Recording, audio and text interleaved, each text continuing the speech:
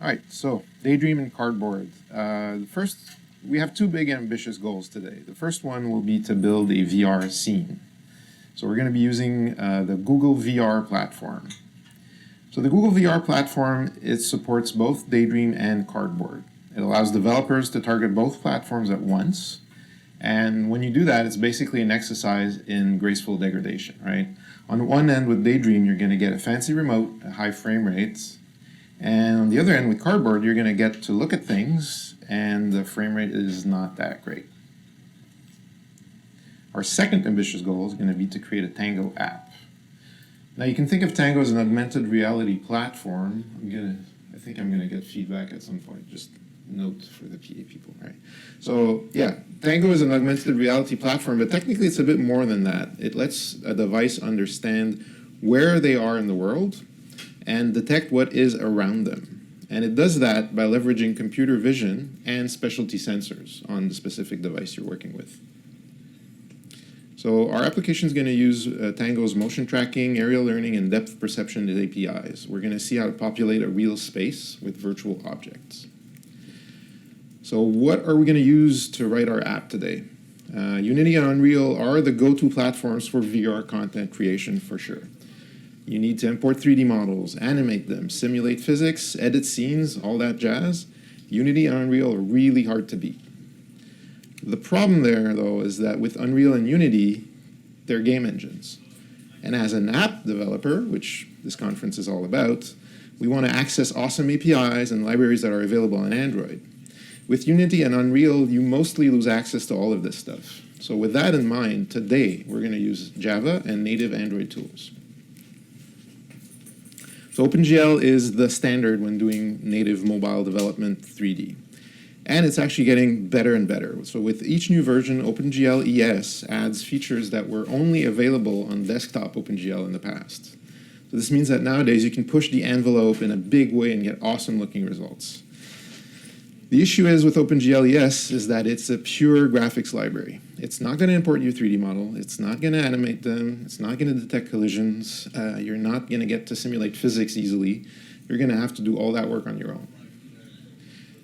So to top it all off, the OpenGL learning curve, which is the whole little joke here, is kind of pretty steep, and it's very unforgiving. So when you mess up, at best you're going to get a crash, a blank screen, and maybe a cryptic error message if you're lucky. So, you know, it's a pretty big time sink for most people starting out with it. So Rajawali is a library that can solve that. It's a lesser-known Android Java lib. It's built on top of OpenGL ES. It provides supports for building complex 3D scenes. You can load models from various 3D file formats, not all of them, but a good selection of them.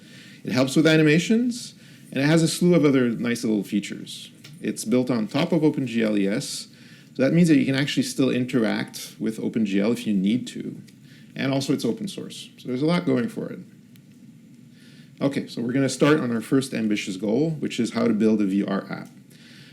We do have a little problem here because Rajawali's VR support is for the original cardboard-only version of Google VR back in when it was in version 0.7.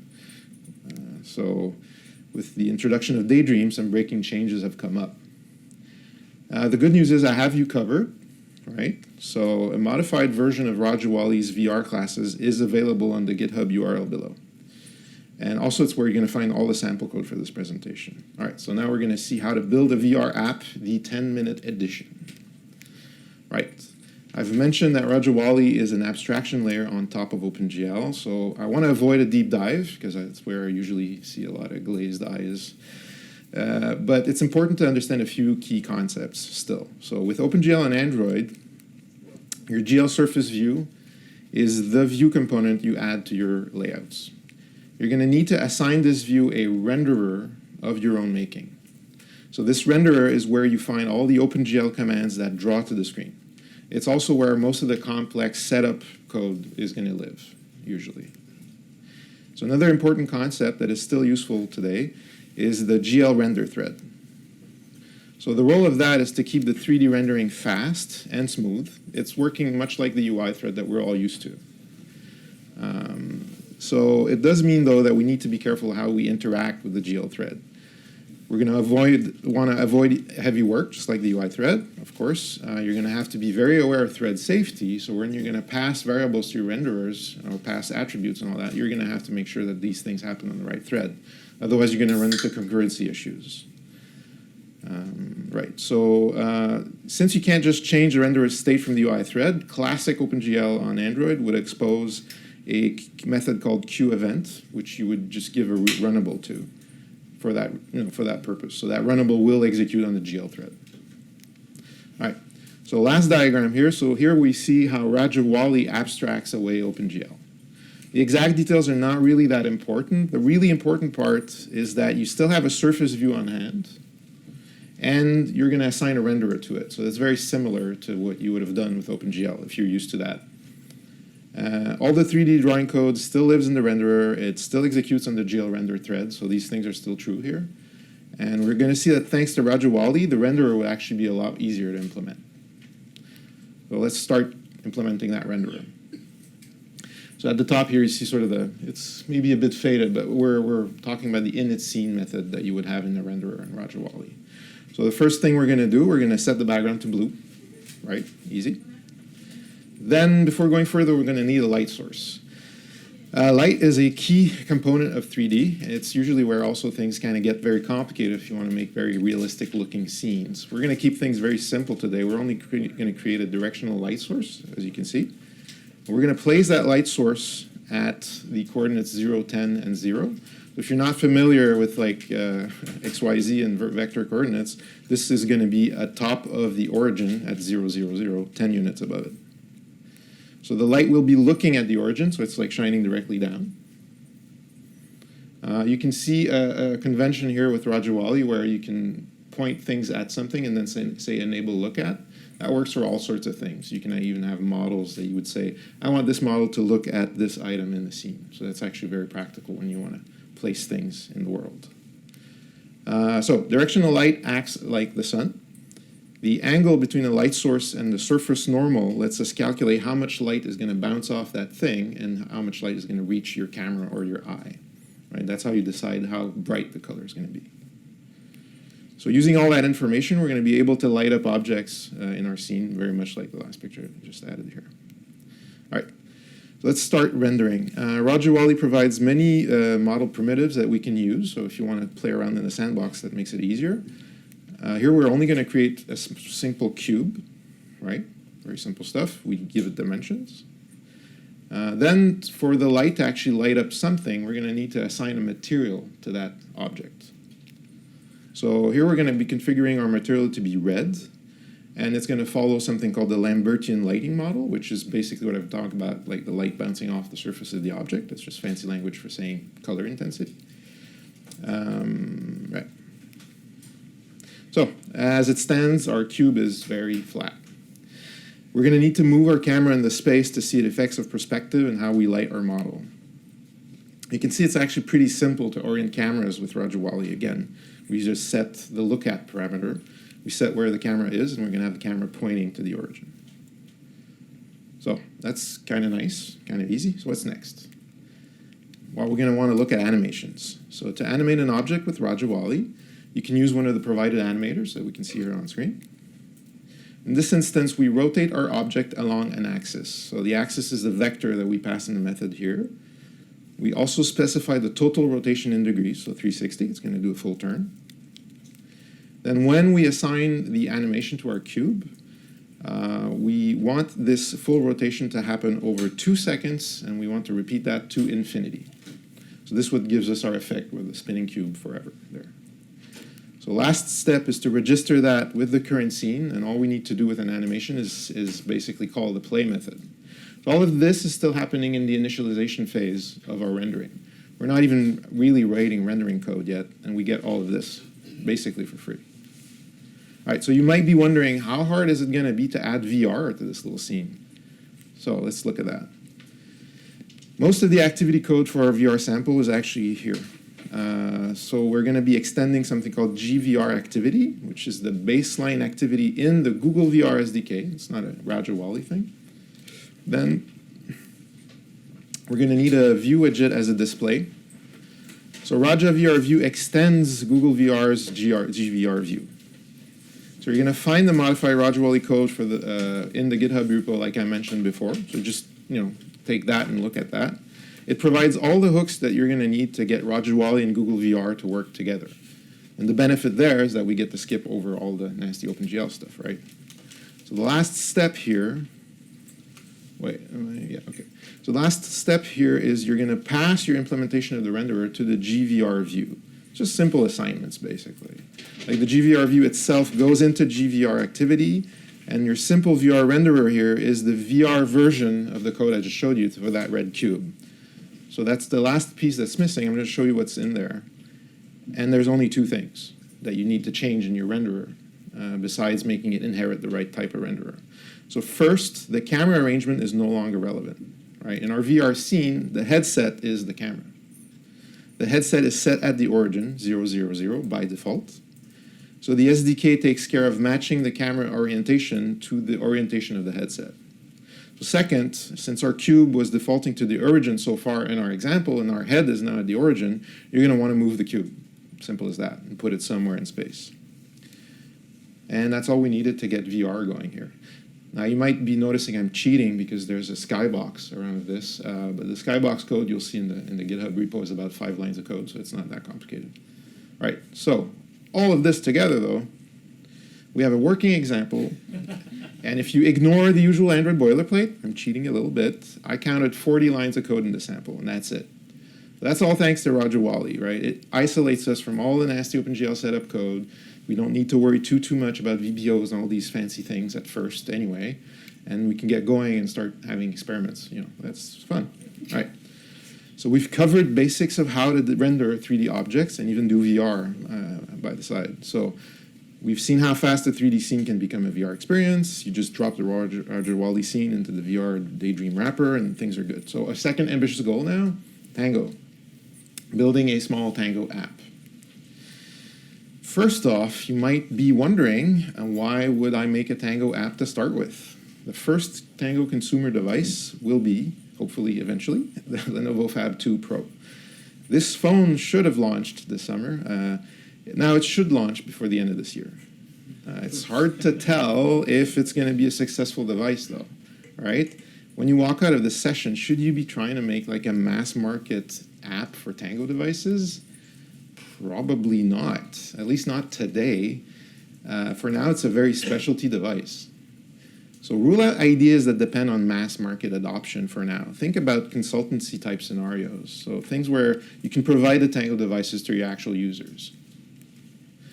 Things like, indoor location, Tango is extremely good at that. So imagine a self-guided museum tour where you can add rich content to items in the exhibit, right? Like you can float around the T-Rex and you can see where it was dug up. Cool stuff. It's also great at mapping rooms. So you could use Tango to create precise 3D models of indoor spaces. So that's great for interior decoration or room monitoring scenarios. So this actually is a photo from a Montreal-based startup called Breather. So it's one of their spaces. They rent office spaces by the hour. So imagine creating a heat map of how people use one of these spaces. For them, that could be extremely valuable. You could adjust the design of the workspace based on hard metrics, like actually seeing what space in this, like where in the space people move, where they hang out the most. You could redesign everything based on that. You could see why a room that rents a lot is different than a room that doesn't rent a lot. So that's like electronic feng shui. These ideas also apply to retail space as well. So you can think of small retailers. You could give them a much better idea of how their store layout is doing, like if it's efficient, if people look at all the merchandise. The same kind of insights that big retailers are getting without the big price tag of the consulting company that comes in and measures the whole space and looks at traffic. You could also imagine providing rich interactions on the spot. Walk up to an alley, maybe at the Home Depot or something, and know at a glance what part is in what drawer, how many are left, and if you need to reorder some. Then you could reorder that part on the spot. Just like look at the thing, see a little UI pop up, reorder. That could be very interesting. All right, so we have a lot of very nice ideas. So how do we make these come to life? Tango provides us with 3 core technologies. First, you have motion tracking. So that gives you the position and the orientation of the device in near real time. Like not industrial real time, but near real time. You get area learning, so it allows the device to recognize the space as it has seen it before. So this is a key component that enables indoor location. It also enables more precise motion tracking. So it allows the device to correct fly-by-wire errors that it might get if it's just relying on the sensors and the accelerometer data that it has. And finally, you're going to get depth perception. So by knowing what is in front of it, the device can let us map virtual objects onto real ones and vice versa. All right, so first is motion tracking.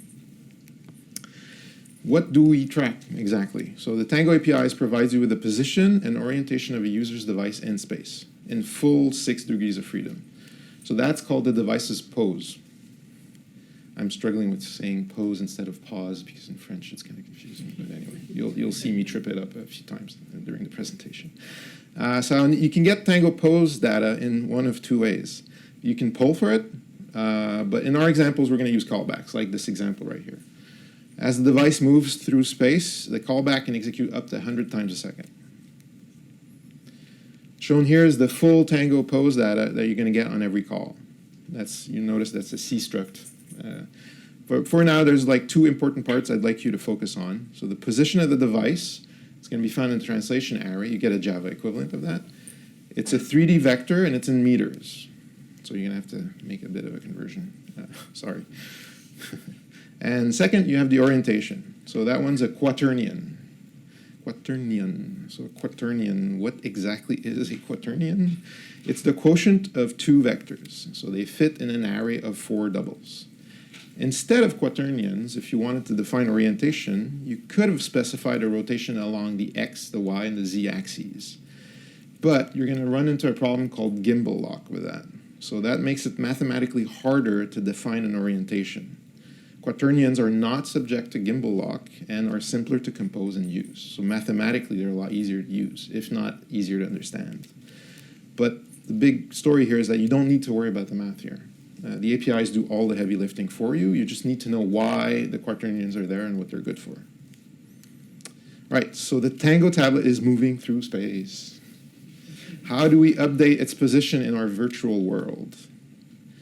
So we take the camera pose object, extract the position vector, which you see in orange, and the orientation quaternion is in blue. So you note that the orientation data needs a little bit of massaging before we pass it along to Rajawali. So the Tango array ordering is a bit different in this specific case. There's a few edge cases like that, but thankfully you have a little bit of source code to sort of look at to get these, so don't worry about them too much. Right, so there's a problem with motion tracking. When you start it, you'll know where the device is, but you'll only know that relative to your starting point. So when you turn on your software, your app, you're going to be at 0, 0, 0. And that doesn't help you one bit if you want to remember where you've been in previous sessions, right? You're putting down virtual objects. You want to, when you start up the app again, you want the device to know where it is in that space based not on where you started it, but where it recognizes itself in that space.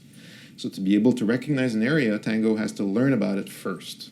So once an area is learned, the device will be able to remember that in future sessions.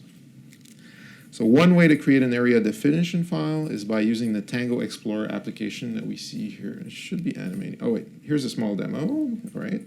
Now it's animating, yes. So right now the device looks for and records the visual features of the corridor. So towards the end of the clip, we're going to see a green area localized toast. So that tells us that the Explorer understands where it is. You can then save a decent area definition file at that point. You know that the device kind of has understood enough about its environment to have a full picture of it. Yeah, so you might have noticed that this environment is actually noisy because I have colleagues walking around the corridor. That doesn't matter for Tango for the most part. You don't need to worry too much about that.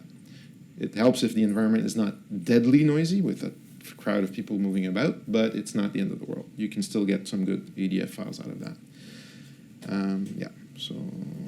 Oh yeah, and an interesting point is that once you have an EDF file, you can actually copy that and give it to other devices, right? Otherwise, that would be kind of limiting if only one device knew where it was. So you can take these ADFs and just broadcast them to other apps. So it gets a little bit more interesting to look at ADF files in this video. So let's see how the device can relocalize itself. We're looking at the ADF inspector. So this app allows us to see how ADF files work in a very visual way. There's a lot going on here. So the blue pyramids, they represent saved poses or keyframes. The small green and orange cubes we see flashing there are landmarks. So landmarks are the visual features we talked about in previous slides. So that's what the device is recognizing in the images in this fisheye camera lens. Localization, that's what happens when the device recognizes its environments thanks to all of these features and thanks to the ADF. So once the device localizes, it lets it understand where it is relative to the file that was recorded earlier. So the more localization, like individual localizations with these features happen, the better the quality of your signal is, the quality of your calculated position. And that's the gauge you see on the right there. So what's interesting also with ADF files is you can add to them, right? So you can record one, say if you're one of those merchants I was talking about in some of the earlier possible use cases. If you go around and you notice with the ADF inspector they have a dead zone, you could restart the recording and just like scan that area again and walk around it and teach more, give more data to the model to sort of be able to extrapolate where you are better. All right, so you might be wondering how hard is it to manage these ADF files in your app? I've just shown you like Tango apps to do this, right? So first step, you need to get permission. This is kind of old school permission model type stuff. Tango has its own model for that, and I'm kind of curious to see what happens when we move out of development with KitKat devices into the modern world of Nougat, or Nougat, as everybody calls it. All right, so here we get permission. Then to turn on area learning, you're going to pass a flag when configuring the Tango session. When you're ready, you can save the ADF with one call to Tango. So it's fairly simple stuff. Now, how to load an ADF file is, this is how it works. I'm glossing over a lot of the lifecycle management code here, which is not that interesting, trust me. But that's the key core concepts with ADF files. You save them, you load them, you put your session into learning mode, and it will record. Right. So, thanks to motion tracking and area learning, we have a solid idea of where we are in the world. So to interact with that world, we're going to need to find out what is around us. So this is where depth perceptions API come in. They tell us the shape of the world around us. So Tango services provide depth data in form of something called a point cloud. We can see one here. So this format gives us as many X, Y, Z coordinates as possible. There's a laser infrared blaster in front of the Tango devices, like the dev ones I have. And there's an infrared camera that allows it to sort of detect depth that way. So there's an important thing to consider, though, here. These coordinates that we're going to get in that data structure, they're all relative to the actual depth sensing camera itself, right? So imagine that the camera is at the origin of your world, at position 0, 0, 0, looking down the z-axis. The raw point coordinates we get don't take into account the actual position of the device, right? If we're like this, it's still going to tell me that point is straight ahead of you at a meter. So we're going to need to transform all these points to find out where they are in reality. We're going to come back to that later. Right, so in our app, we get the point data cloud, the point cloud data via callback, very much like the position data earlier. The onXYZIJ available method gets called every time new point cloud data is available. So we use a Tango support class called Tango Point Cloud Manager to store that info away. There's a lot of help going on with the Tango platform there. Like we get a lot of services. So at this point, we have the three big elements. We can track where our device is going, we can recognize the area we're in, and we see what's in front of us. So let's see how we can tie all that together to make something useful. Our goal is to add persistent virtual objects to the room. So to put these objects down, users will tap on the desired surface. In order for that to happen, we're going to need a video feed of some kind on screen. And that's non-trivial, but not necessarily that hard. So on the renderer side of things, this is what you need to display the video feed. So this is the Roger Wally code, very much like the sample code I was showing at the beginning with VR, the VR example. So a background quad, that's a flat rectangular surface that is going to take up the whole screen. So it's kind of a special surface because they're not actually 3D objects in our scene, even though we register them as such. They take up all the background. They're basically a static background that's going to take up the whole space. Even if you move in your 3D world, it's always going to be there and take up the whole screen. So that's actually perfect for showing a video stream. Next, we have to create a material that will show that video stream. So we bind the material to the quad. And then the next question becomes, where do we get the video data from? Actually, we're going to get it by exposing something. So we're exposing the Tango camera texture ID to the outside world. And we're going to see what the outside world is going to do with that. On the activity side, we're going to register a callback with Roger Wally. So that callback is going to be executed before each frame renders on screen. So we only need to connect to a given texture once, right? That's what this check is about. You connect to that texture like this. So this is the one call. You're giving Tango the ID that we just talked about, that texture ID. And it's going to autofill that with video data. So yeah, now you might be wondering, how come Tango knows about Roger Wally IDs? What's going on here? Well, I told you that OpenGL is under the hood. So actually, OpenGL works with these IDs. They're integers. OpenGL understands this, and Tango speaks to OpenGL and basically says, okay, so I have your texture ID. I'm going to register this video feed to you. So everything is under the hood. So this is how you do video. That's it. There we have it. Video. This is one of the other conference rooms. Yay. Video. Great. What's next? So we're going to want to add virtual objects to a location. So that's video of me in the Shopify corridors in Montreal. I'm actually tapping on walls via my tablet and surfaces to add this checkerboard pattern all over the place. So, oh yeah, well, there's a little anecdote about the checkerboard pattern. The first time I did this talk at Shopify, they were also live streaming it. So I don't know anybody, the AV's not here, but apparently checkerboard patterns can kill a live stream. This happens. Just as a side note, like I took care to have it like this, but if we're looking at it flat on, it could actually kill the live stream. True story.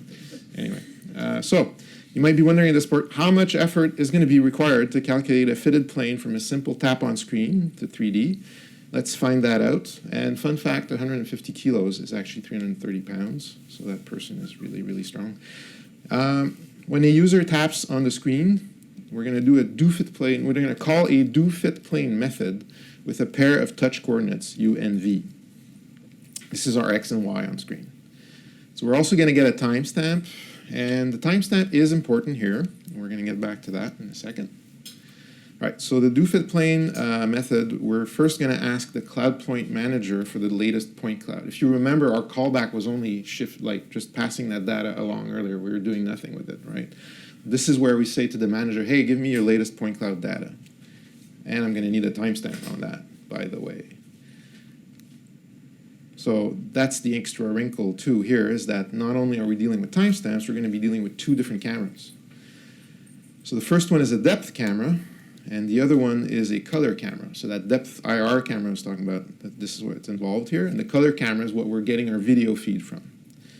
So you're going to want to be able to move from the depth camera coordinate space, where your point cloud is, if you remember what I was talking about.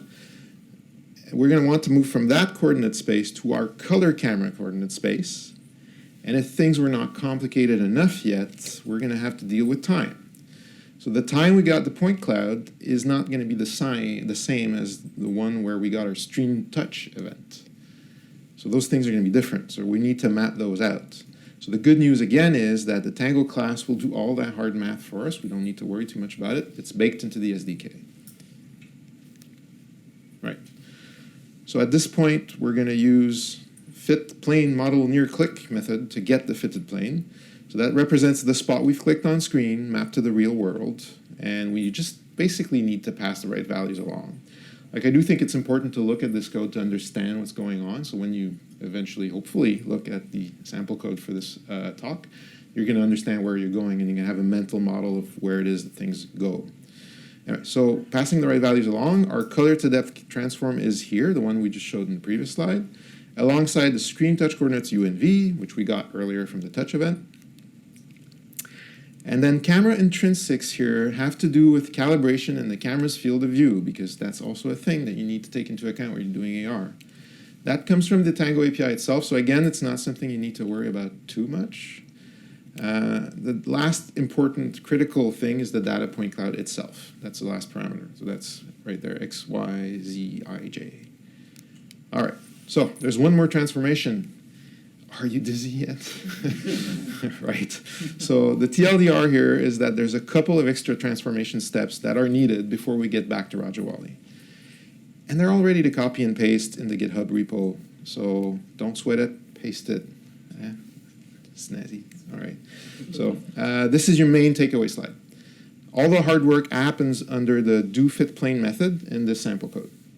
So you take that resulting plane fit transform, you feed it to Rajawali, and you're done. So yeah, what does that look like? This is a demo of the sample code for the talk.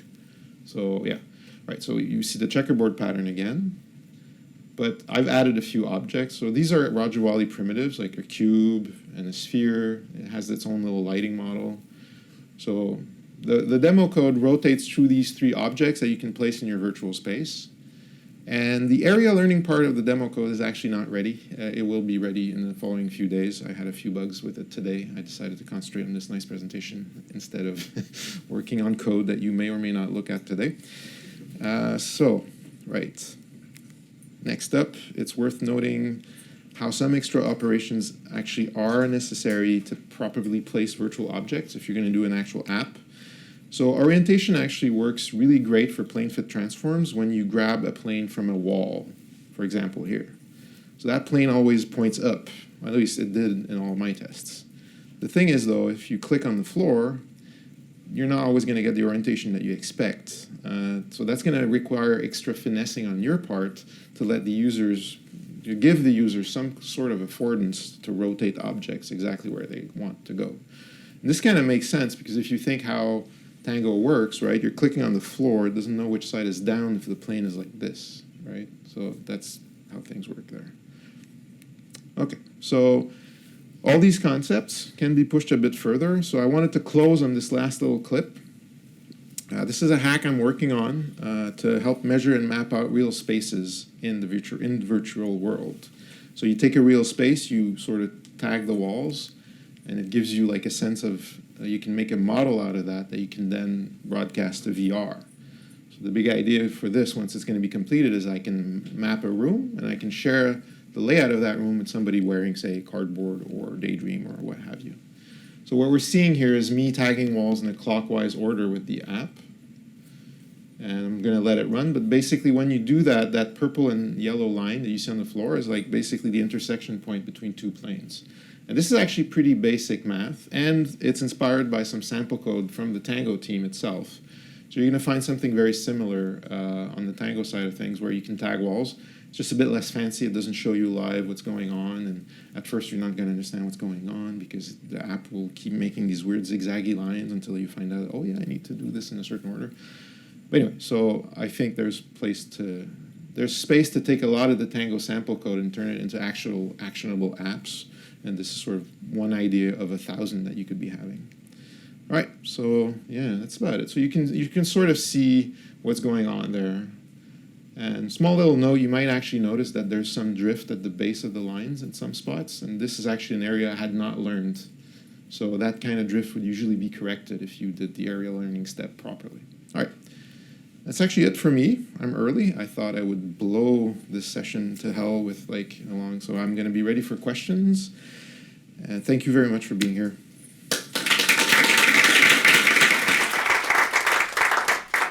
Yes? Yeah, you put like a cube on the screen, but have you done like custom objects? Yeah. Like Pokemon? Yes, I did, and I chose not to show them today. Okay. So you can, if you're just Pokemons, you can just Google for Pokemon models, and Rajawali provides libs that they provide code that can load these simple models. So I think the .obj models, they're like what was that? .obj? .obj, sorry, yeah, OBJs. So they're really old, like 90s style, like the Roger Wally supported model file types are kind of simple because they have to all be open file types. And all the modern Maya super high-end software usually tends to be. But if you have Blender, if you know how to use Blender, which I'm not very good with, I think you can get a lot of mileage out of that. You can import models, export them again, and Roger Wally allows you to load them. Cool. So these are all primitives I was showing, but yeah, you can definitely have like a proper 3D model in there. Okay. It's a one-line call, so it's pretty cool for great. that. Yeah. Yes. Development and debugging experience like as you were building this sample app? Right. That's actually normal. I've done a lot of work just trying to mitigate those kind of problems that you would usually have. So instant run doesn't work really great on Tango because it's KitKat. It does work. So you do get some amount of instant run where you can just refresh your model and just hit run. The problem with Tango in the current sample code is that that team, I'm sure, comes from a C background. You can tell because they use synchronized blocks everywhere in the app. So that tends to be a bit annoying when you want to do debugging. Like you can get into a situation, and if you put a breakpoint in the wrong spot, you can kill the app like that. And the Tango dev tablets, if you have one of those, you might know that they're a bit flaky. They're kind of 2-year-old devices. So you can even have to reboot the app before the system gets back into shape. That being said, the Roger Wally side of things, like pure 3D, it's not that bad. It's actually pretty good. If you're curious and look at my GitHub, you will find code from previous talks I did where I built a bit of an aberration. So I have a small hidden web view that can analyze JavaScript code that generates 3D objects on the fly. And I was shooting that JavaScript through Firebase. So you could have an environment on your desktop where you're working in IntelliJ. Every time you change a file, it gets recompiled by, if you know JS, there's like something called gulp. And the build tools in the JS are usually pretty good at detecting changes. So it was rebuilding this file, sending it over to Firebase, which then sent it to the viewers. And the story, I was coding in IntelliJ, and I would get updates on my actual device within milliseconds. So it's actually pretty efficient. If you want to play around with that stuff, I recommend you look at that code. It's pretty useful. Instant Run does a decent job of it too. So it's not as easy as it would be for a regular app. Let's put it that way. Yes? The question on the hack. Is it actually recording the material of the wall, or is it just recording the dimensions? Right. So the question is am I recording? And what we're doing in that demo is really only looking at the point cloud that is on the wall. And by taking that point cloud and taking a sample around the point I touched, so what's happening is that you're on screen. With all the math you press on screen, it draws a ray, basically, to the point cloud. And then when it hits the point cloud, it tries to calculate a plane out of the average of the points around that. And that's what happens. And it just gets you a plane. So you don't get the material. But if you wanted to, it'd be simple enough to sort of say, OK, I pressed on this spot on screen. I can look at the actual texture, the video content, and take that color, and apply that color to the object. So you can do things like that. Like it's actually surprisingly easy sometimes. Like working with this, for me, it's a hobby. I'm not a professional. But oftentimes I have insights. I'm going like, oh, I've been doing this all wrong. A one-liner call could have given me so much more things. Like, yeah, so, yes. I mean, so Tango looked like it was a big deal at Google I/O a couple of years. It sort of has fallen by the wayside, or is not nearly as talked about. Do you see stuff in the development community that suggests it's going to find its place in a more prominent place? That was like getting caught up in KitKat and newer devices. So is there undercurrent that anybody's not paying attention wouldn't notice?